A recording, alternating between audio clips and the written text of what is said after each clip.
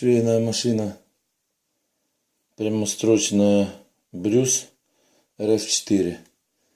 Показываю, как с завода выставлен челнок. Гиловодитель опускается вниз, доходит до нижней мертвой точки и начинает подниматься вверх.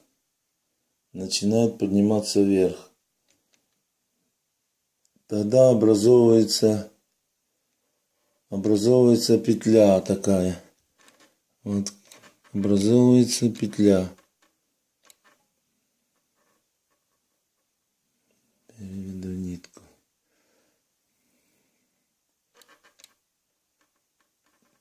Вот петля каплевидной формы получается. И челнок. Еще раз.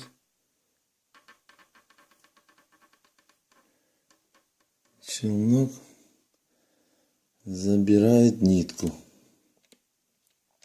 Челнок выставлен, носик челнока по отношению к игле выставлен где-то, меньше лезвия надо выставить.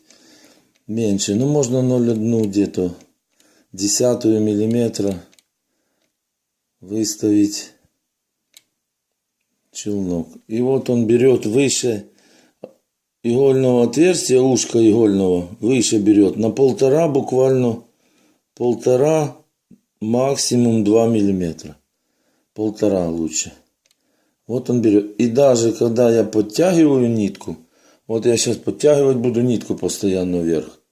Если выставлен хорошо челнок и не сбитый носик, на бэушных машинах имеется в виду. Вот он даже берет, когда я подтягиваю нитку вверх, не образовалась там петля, все равно челнок забирает нитку. Еще раз показываю. Тяну постоянно нитку вверх. Она почти вертикально, чуть-чуть отклонена вправо. Чуть-чуть отклонена нитка вправо. И вот он забирает. Вот так вот не будет пропусков. Никогда выставлен челнок. И правильный игловодитель. Игловодитель, если не выставляется правильная игла, если вы поставили ту иглу, соответствующую этой машине, 39 мм, длина 39 мм, то тогда надо чуть-чуть подправить игловодитель. Вот так вот носик выставили и чуть-чуть выше, ниже, чтобы был игловодитель ушко ниже 1,5 мм. Ушко игольное ниже носика 1,5-2 мм. Подправили игловодитель. Все, машина будет 100% шить. Отрегулировать нитки. Натяжение, конечно, чтобы нитка нижняя. И вот петля образовалась. Вот образовалось переплетение ниток. Красная. Вот нитки переплелись. Произошло петлеобразование. Значит, вот здесь должен быть на установочном пальце. Вот подстукивает машина при работе. Это вот на установочном пальце вот сетка, куда устанавливается челнок, подзванивает. Вот подзванивает. Если я ее возьму, сейчас подожму пальцем, все, машина уже крутится и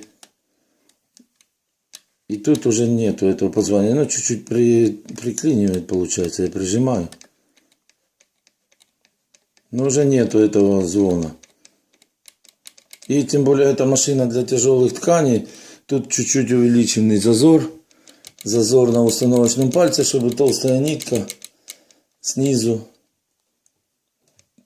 легче проходила и втягивалась, не петляла снизу. Не выкидывала снизу петли. Чуть-чуть больше зазор на установочном пальце делаем, выставляем. И покажу заправку ниток. Брюс. Я вот здесь заправляю вот так, потому что слишком туго идет нитка. Если бы здесь вот так,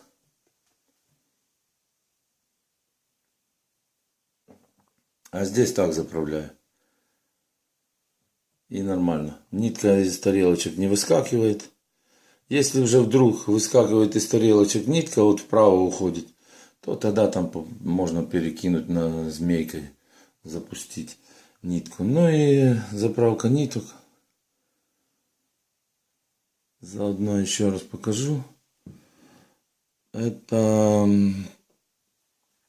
вот мигалка, компенсационная пружина. Ход 5 миллиметров.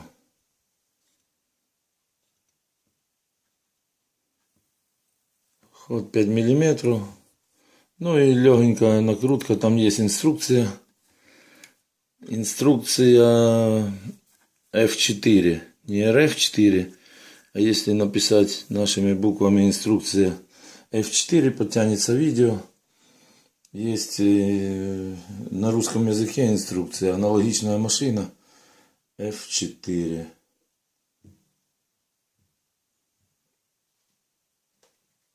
Так, подписываемся, задаем вопросы в комментах или там будет указан Viber, WhatsApp. Ну и также смотрим другие видео. Еще раз покажу, что есть там у меня интересная инструкция RF4 говорил. Инструкция блока управления F4 на русском языке. Собираем стол прямострочной машины F4. Ну и запуск джек, показываю, что надо, как надо. Первый запуск, настройка скорости, есть там настройка позиционера, есть вот Брюс, эту машину, там есть видео, выставил вчера. Есть настройка позиционера, есть настройка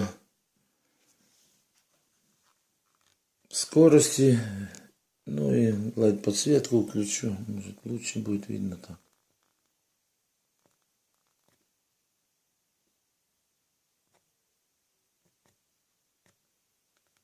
Двухпозиционная. Да, покажу уже уровень масла. Уровень масла, вот метки. Минимум, максимум. Чуть надо удалить. Сейчас где-то на середине. Посередине этих меток. Но лучше на максимуме, чтобы масло было. Ну, еще раз скажу, что вот этот, тут на красный вот этот винт регулировочной подачи масла на челнок надо добавить, повернуть на плюс. Потому что с завода стоит минимальная подача на челнок. Если на больших скоростях шить черные ткани, лучше добавить масло на челнок. Пускай он лучше смазывается. Если белые ткани, то добавлять аккуратно. Все, пожалуйста.